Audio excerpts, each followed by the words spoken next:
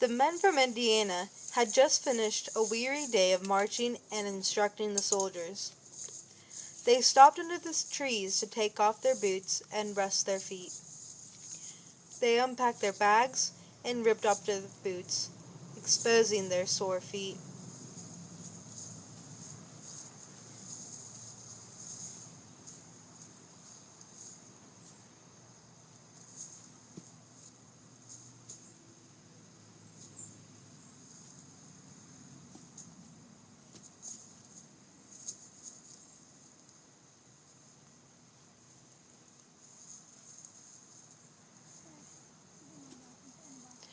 They leaned their heads against the tree and discovered a small box.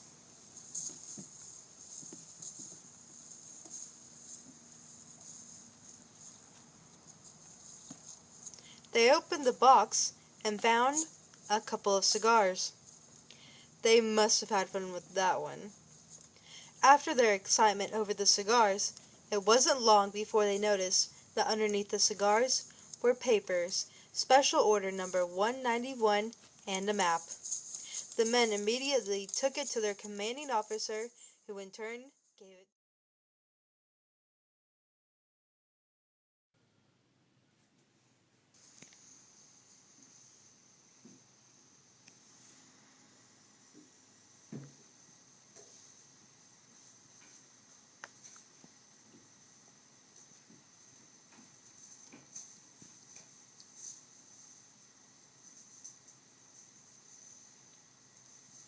The 27th Indiana was resting near Frederick, Maryland.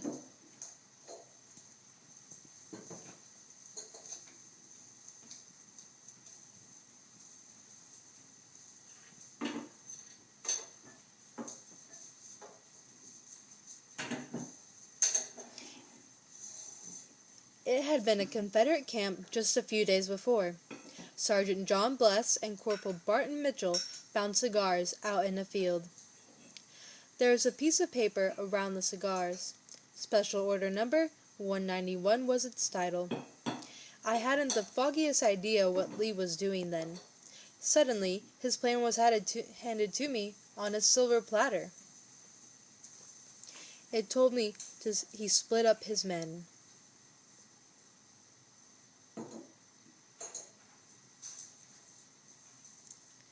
This is the perfect time to attack. I am following him.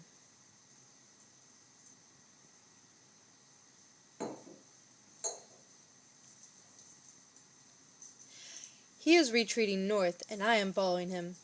As I followed Lee, he left some of his men up at South Mountain to skirmish with. But I found him down near Antietam Creek. I believe that Lee's troops greatly outnumbered my own. I waited for 2 days to better understand my opponent. Then, in the afternoon of September 16th, I set up my troops to attack the next morning.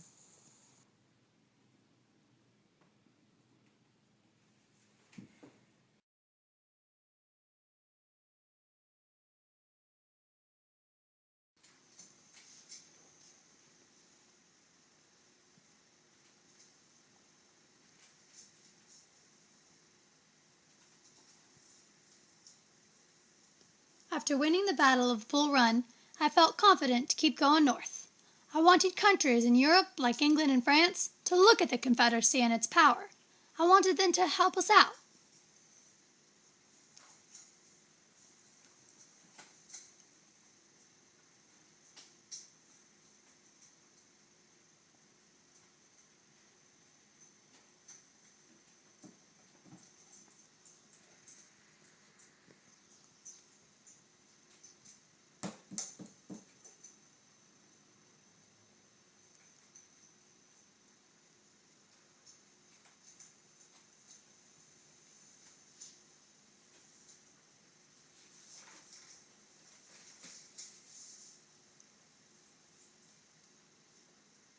I marched farther north than anyone else in the Confederacy ever had.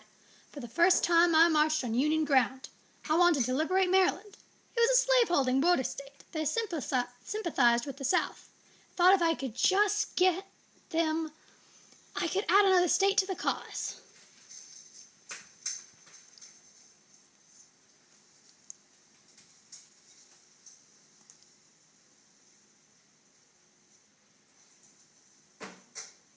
I was on a roll. I marched capturing Jonesboro, Hagerstown, and Williamsport.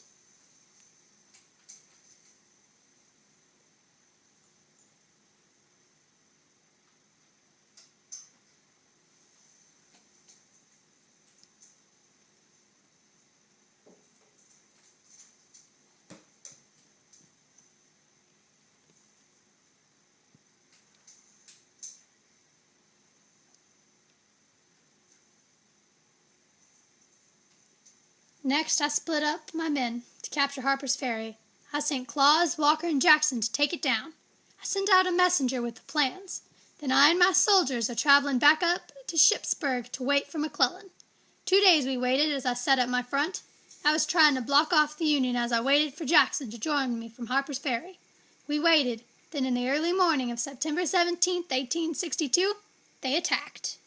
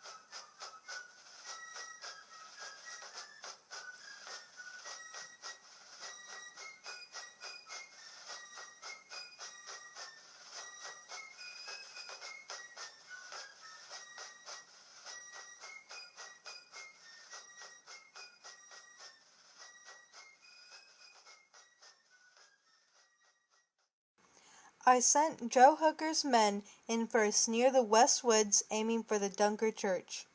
Hooker marched toward them through Miller's cornfield as Lee's man Jackson led his men in a counterattack.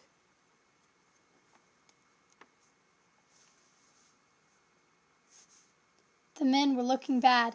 They were retreating something fierce off the field and through the trees until, bravely led by John Hood, a group of men quickly charged into the middle of the Union soldiers. All our men gained back their spirit as we took back part of the battlefield.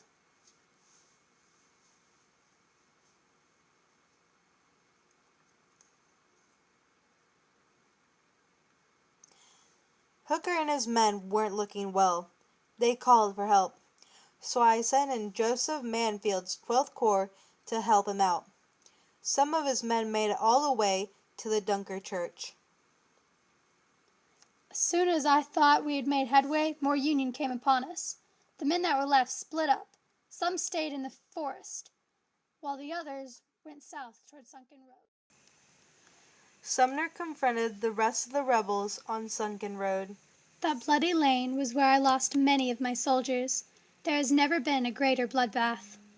My men faced the Confederates in the bloodiest part of any war.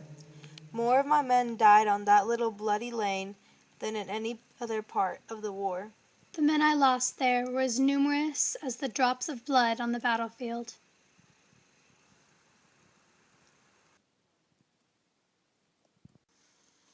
Burnside was to wait for my orders, but they arrived 2 hours late. What luck we had. Their slowness allowed me to move artillery to this side of the battle. I stationed some cannons and good shooters from Georgia to defend the bridge. Burnside sent some men to cross downstream at Snavely's Ford, while his other 3 regiments, Crook's, Nagel, and Ferrero, charged 3 times to take the bridge. Both groups made it across and drove the men back toward Sharpsburg.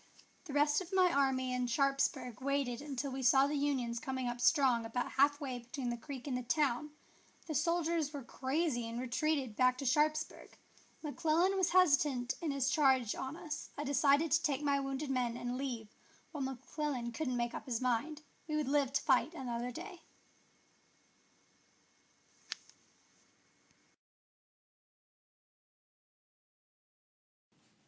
It's been quite the pleasure to have you here. You finally came up to the war, Lee. Oh, thank you for having me. Please sit down. It appears my maid has prepared the table for us. Why, thank you. I have brought you a gift. You really shouldn't have. Oh, no. It's southern finest. But you mustn't tell my wife. It's no problem there. Thank you. These are quite fine. Bad habits. Yes, my wife hates bad habits. She hates it when I smoke these things. She says they could kill you. Bad things for you. Here. Why, thank you very much.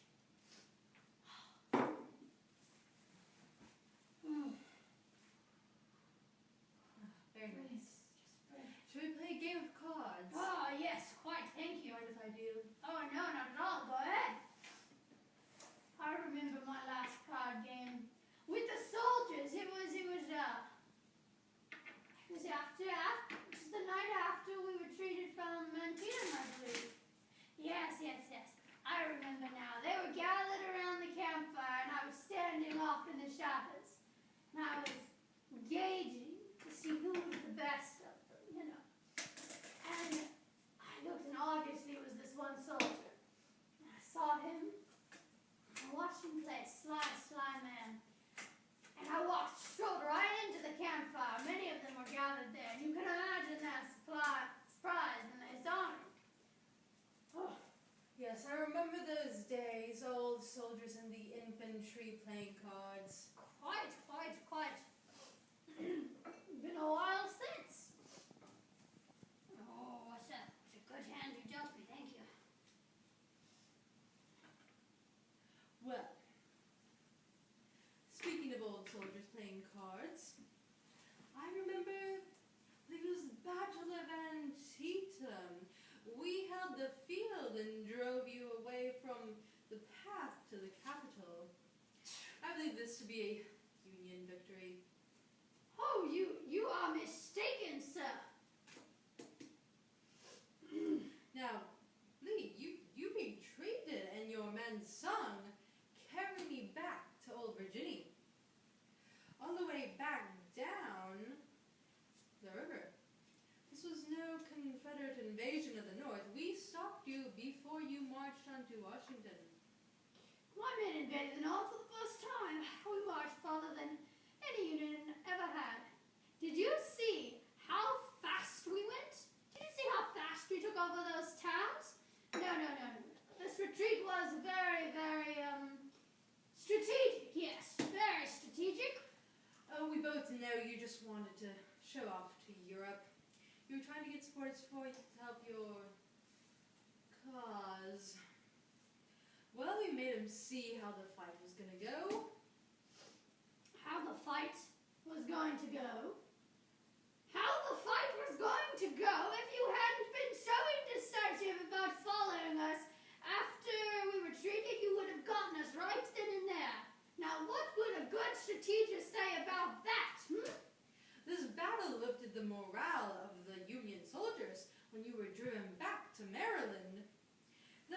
your business. I lead well, and at least I didn't lose my battle plan to the enemy in the cigar box.